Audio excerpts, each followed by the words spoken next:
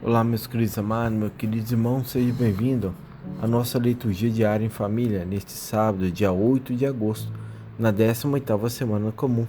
Assim começaremos então a nossa liturgia com as palavras de São João Maria Vianney, que ele sempre vem nos dizendo para que possamos mais e mais compreender a vontade, os desígnios, o desejo de Deus em nossa vida e como devemos às vezes nos comportar. Assim, São João Maria Vianney, ele sempre vem nos levar palavras para que possamos compreender a vontade de Deus em nossa vida. E assim ele nos fala: para que a nossa oração seja ouvida, não depende da quantidade de palavras, mas do fervor de nossa alma. Amados, mais uma vez seja bem-vindo à nossa liturgia. Queremos agradecer ao missionário DJ Vitor e à sua esposa Valéria por nos ajudar com as leituras e reflexões. Que Deus Pai Todo-Poderoso vos abençoe, em nome do Pai, do Filho e do Espírito Santo. Amém. Amados, neste momento vamos então levar nossas orações a Deus, inclinar nossa cabeça, deleitarmos mais uma vez no coração de Cristo. Pai amado, neste amanhecer do nosso dia, somos agraciados por abrir nossos olhos e os nossos sentidos funcionarem corretamente. Queremos te agradecer por estarmos vivos, ó Pai.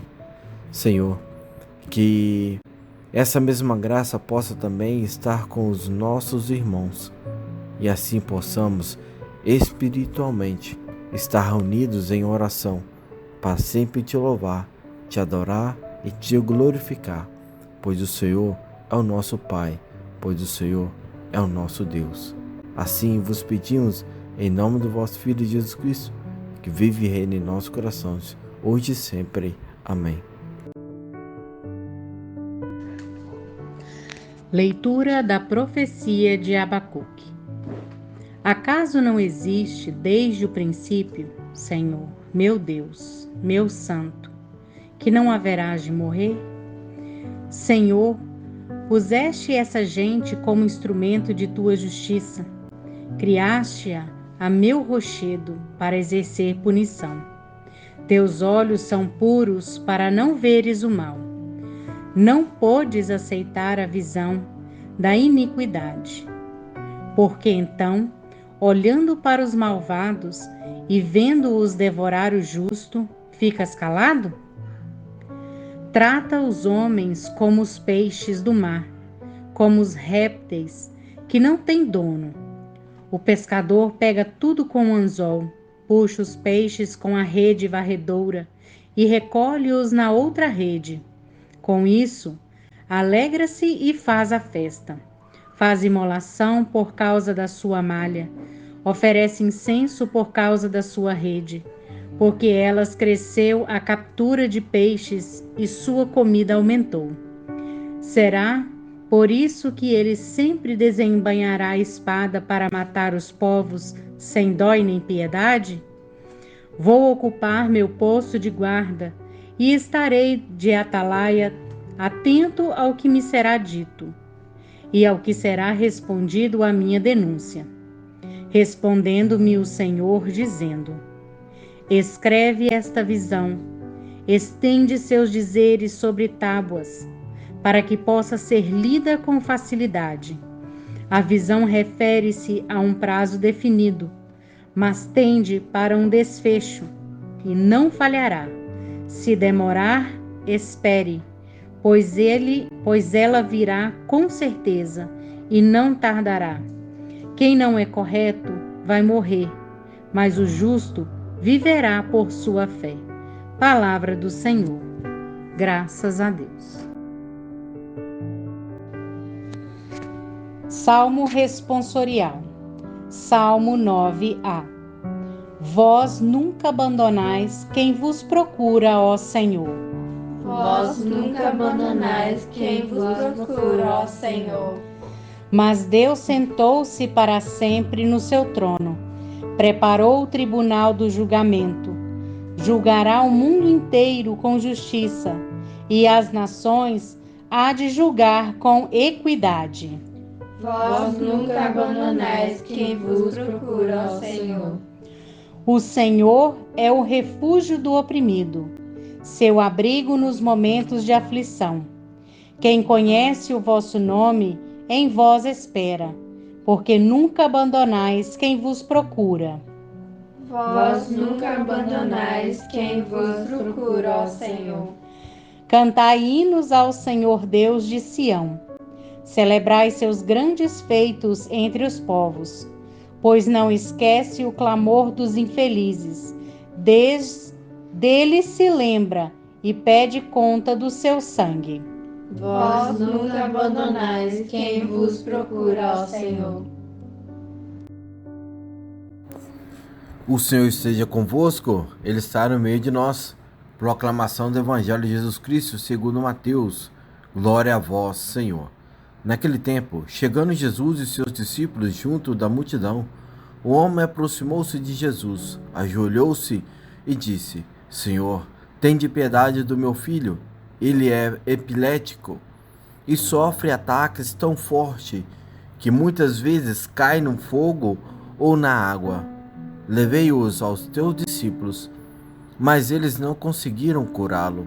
Jesus respondeu: Ó gente sem fé e perversa, até quando devereis ficar convosco? Até quando vos suportarei? Trazei-o aqui, o menino. Então Jesus o ameaçou e o demônio saiu dele. Na mesma hora, o menino ficou curado.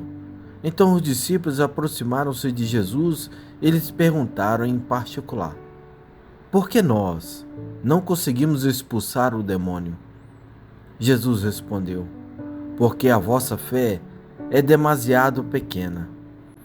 Em verdade vos digo, se vós tiverdes fé do tamanho de uma semente de mostarda, direi a esta montanha: vai daqui para lá, e ela irá, e nada vos será impossível. Palavra da salvação. Glória a vós, Senhor.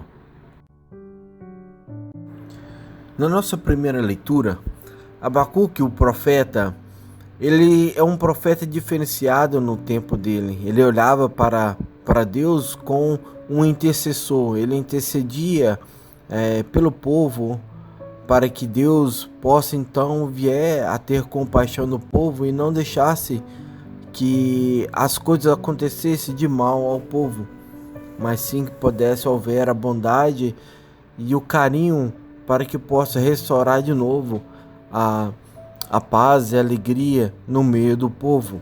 E assim poder também, claro, aumentando a fé e levando-nos a cada um da melhor forma possível de compreender o que Deus deseja para cada um de nós. Mas então, Abacuque, quando tinha um outro profeta, o profeta Naum, ele ficou muito alegre com a queda de Nínive. Então, mas Abacuque se mostrou-se frio e cético nos diálogos quando ele tinha com Deus no templo. Ele chegava a ter a ousadia de pedir contas, de perguntar por que razão o Senhor castiga a situação que se encontra em Nínive, deixando que os malvados, por meio dos outros, e ele simplesmente vendo e não fazendo nada acontecendo, e deixando os malvados massacrarem, matarem, saquearem, derrubarem, fazendo todas as coisas de mal ao povo. E Abacuque falava que Deus simplesmente ele olhava e não fazia nada para que possa intervir durante esse período.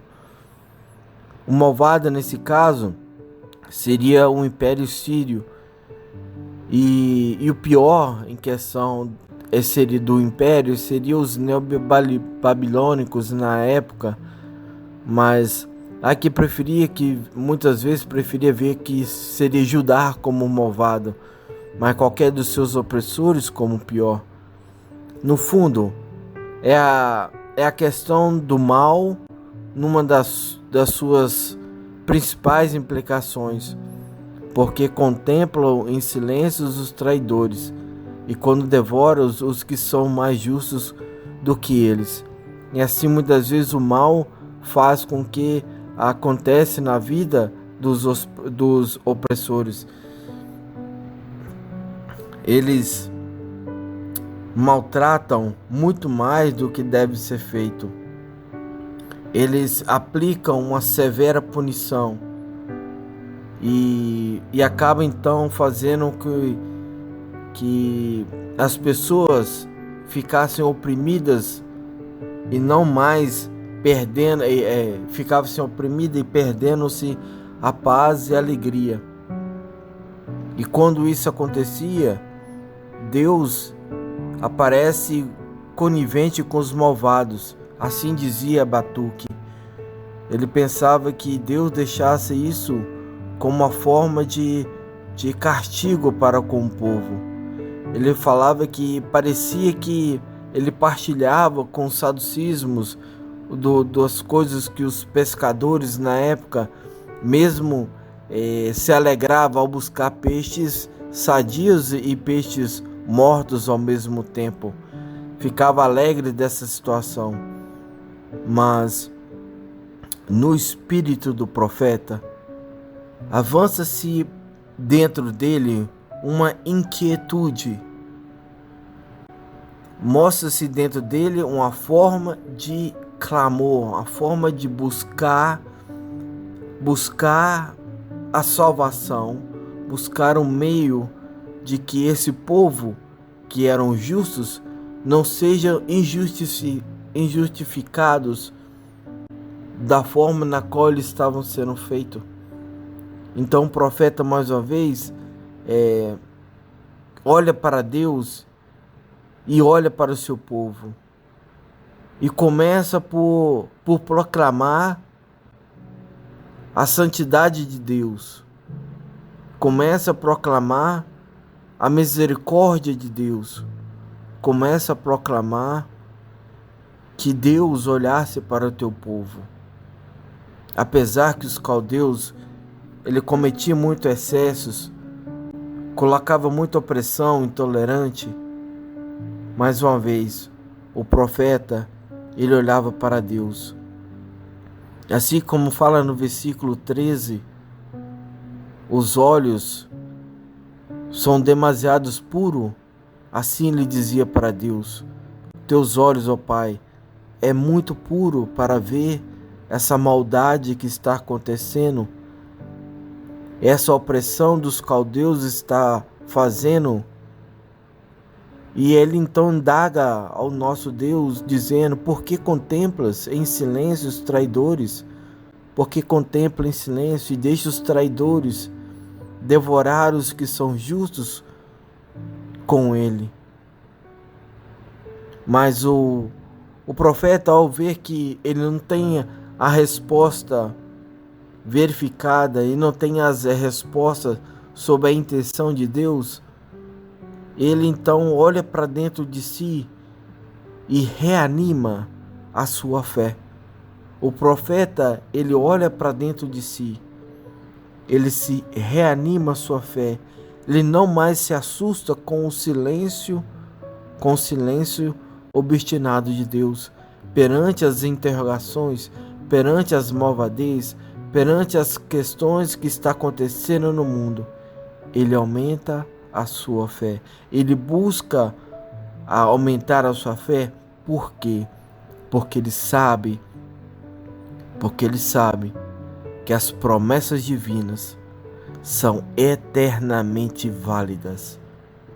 Quando Deus promete, Deus cumpre. Deus não deixa de cumprir, Deus cumpre, e ela é eternamente válida. Assim o profeta então compreende que a fé é a raiz profunda que garante a vida e a estabilidade.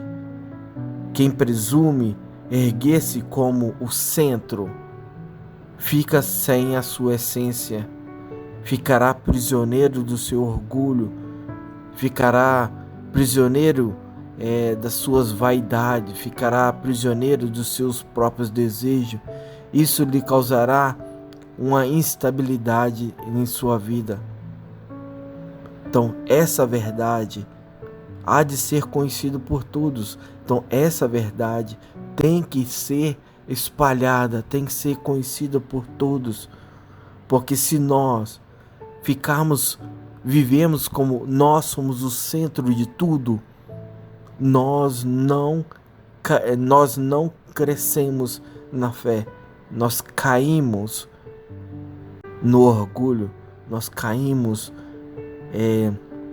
nos nossos desejos e ficamos como prisioneiros do pecado, como os prisioneiros, como lembra os caldeus, como os prisioneiros, como lembra os neobabilônicos, como prisioneiro do império sírio, assírio, que são aqueles que oprimem, aqueles que matam, aqueles que em sua malvadez querem levar essas pessoas à morte. Mas lembramos que a promessa de Deus, ela nunca se atarde, ela nunca ela falte. Nós precisamos saber conhecer.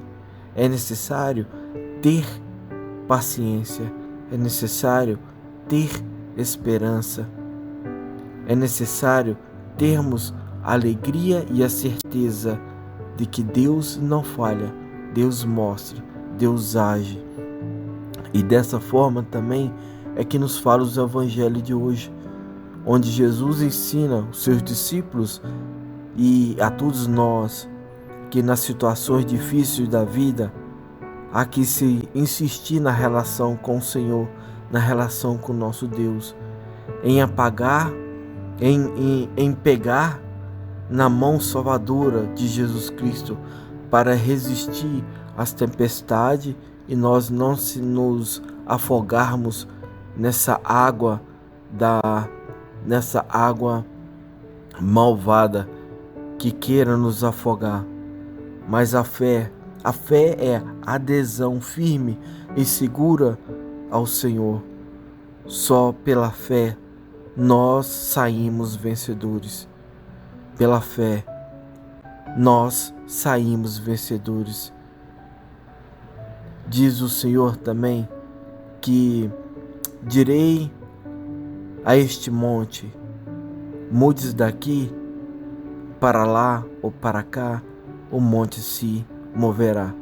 Não é assim que fala para nós a passagem do grão de mostarda? Meus queridos, uma fé viva transforma as ocasiões difíceis em graças preciosas. Em lugares e situações difíceis, muito mais pela fé, se tornam-se santos. Enquanto os outros, se têm uma fé frouxa, eles padecem na lama, ou eles permanecem na lama. Então assim, pensamos muito bem no todos os atos que nós estamos fazendo nesse dia, para que assim, com fé em nosso Senhor Jesus Cristo, possamos mover as montanhas, isso é, mover o pecado que se encontra dentro de nós.